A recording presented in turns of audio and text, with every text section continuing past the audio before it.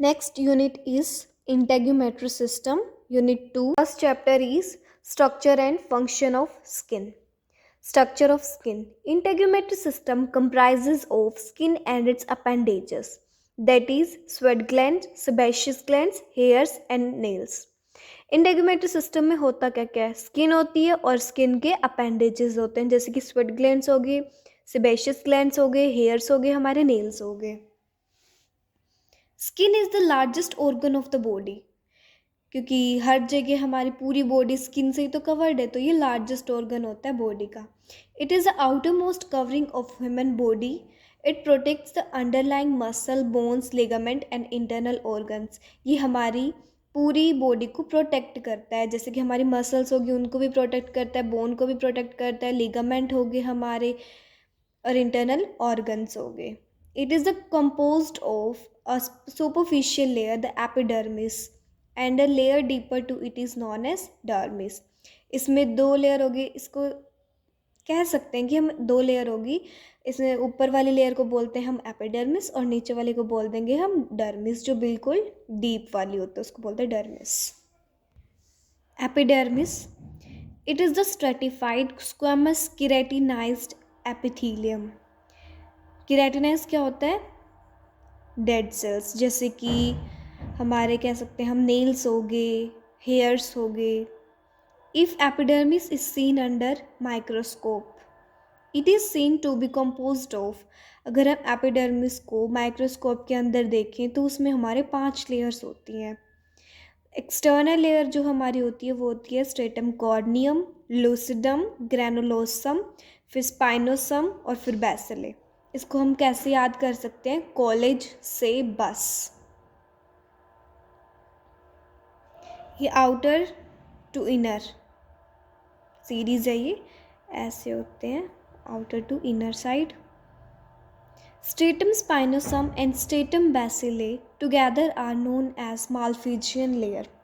जो हमारी ये स्ट्रेटम स्पाइनोसम होगी और बेसिले, उन दोनों को मिला के हम क्या बोलते हैं? Malpighian layer. The germinativum layer protects in the dermis to form epidermal papillae. जो हमारी जर्मिनेटिव लेयर होती है वो नीचे हो जाती है, नीचे की तरफ ऐसे होती है, वो क्या बना लेती है? Epidermal papillae. ये हो गए हमारे नीचे हो रखी epidermal papillae. Cells of the epidermis proliferate in the basal layer and are subsequently pushed up. जो हमारे एपिडर्मिस के अंदर सेल्स हैं वो डिवाइड होते हैं, बनते हैं, और उनकी जो अमाउंट है वो इंक्रीज़ होती है बेसल लेयर के अंदर, और वो फिर ऊपर धीरे धीरे ऊपर होते रहते हैं. It takes about 4 weeks for a cell to migrate from most basal layer to most superficial layer. जो हमारी बेसल लेयर होती है ना, इससे बिल्कुल कॉर्नियम तक जाने के लिए सेल्स को 4 week लगते हैं. Epidermis is an avascular structure. Avascular structure का अवस्कुलर मतलब क्या होता है? जहाँ पे ब्लड सप्लाई ना हो. एपिडर्मिस क्या है? अवस्कुलर स्ट्रक्चर होता है. It is nourished by the capillaries. तो अगर वहाँ पे ब्लड वेसल्स ही नहीं है, ब्लड सप्लाई नहीं है, तो वो नरिश कैसे होता है?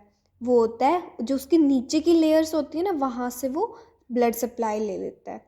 It is nourished by the capillaries present in the dermis deeper to it.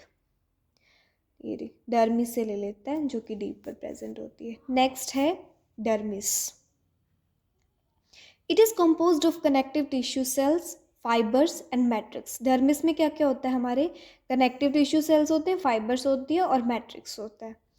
Fibrocytes, fibroblast, mast cells, plasma cells, adipocytes, macrophages, ये सब क्या है? हमारे connective tissue form the cellular population of the dermis. तो ये सब हमारे मेजरली कवर कौन करता है? Connective tissue. और जो भी कनेक्टिव टिश्यू में हमने पढ़े थे क्या क्या होता है, तो वो सब कवर करते हैं डर्मिस को. Connective tissue fibres forming the dermis are collagen and elastic fibres. जो कनेक्टिव टिश्यू फाइबर्स होते हैं वो कौन कौन से हो गए हमारे? ज़्यादातर कोलेजन और इलास्टिक ये बनाते हैं. A gel like substance containing chondroitin sulphate, dermatan sulphate forms the matrix. Gel like substance होते हैं जिसके अंदर कॉन्ड्रोइटिन सल्फेट होता है और डर्मेटन सल्फेट होता है, जो कि हमारे मैट्रिक्स को बनाते हैं.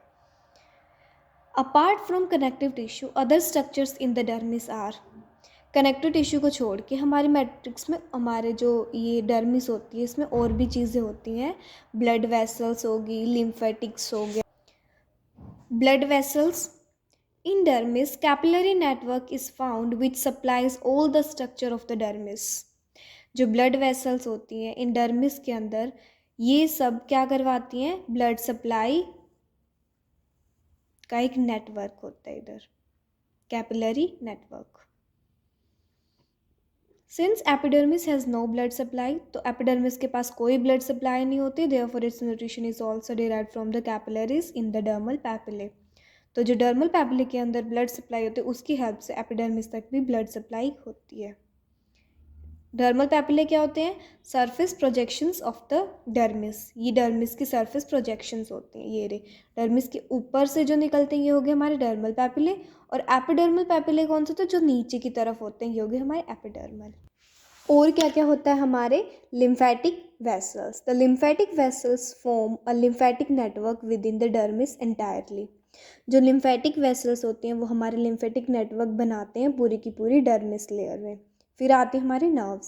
Sensory nerve endings for touch, pain and specialised receptor like Meissner's corpuscles and Pacinian corpuscles for pressure are present in the dermis.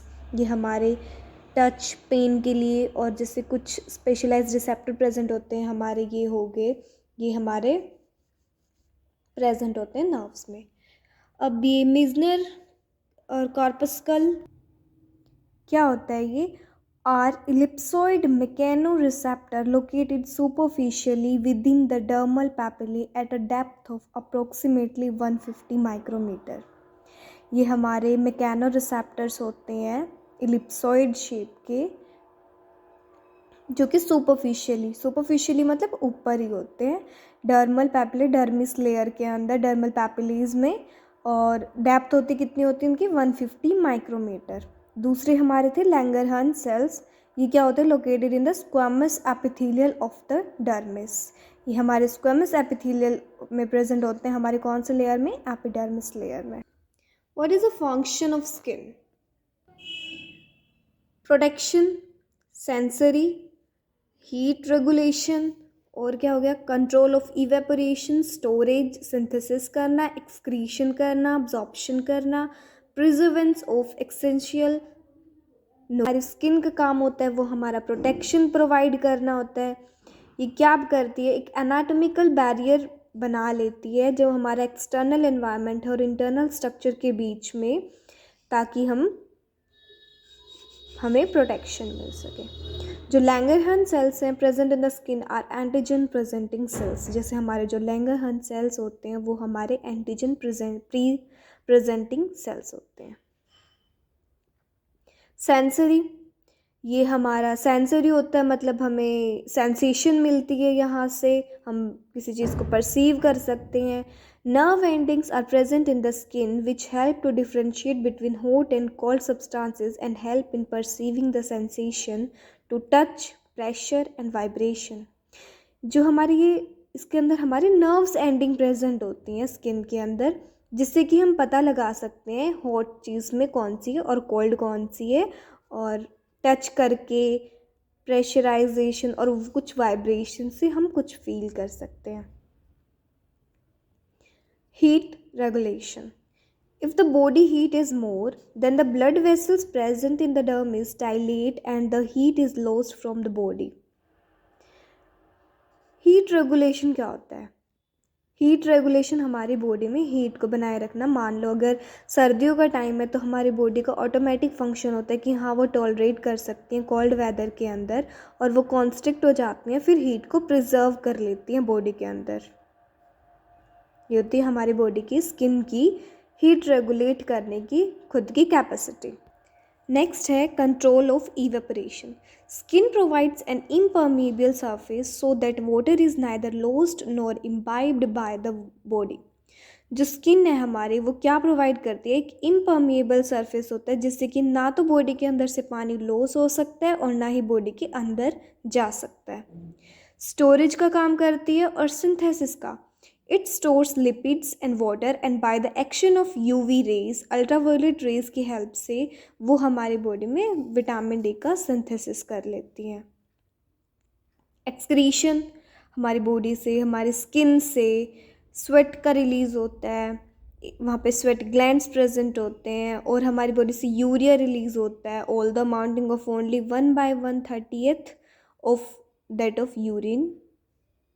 Absorption, oxygen, nitrogen, carbon dioxide can diffuse through epidermis in small amount. Some medicines can be administered through skin as they are easily absorbed by this route. कुछ medicines को हम skin से देते हैं ताकि वो easily absorb हो सके, absorption का काम हो गया। और preservation of essential nutrients.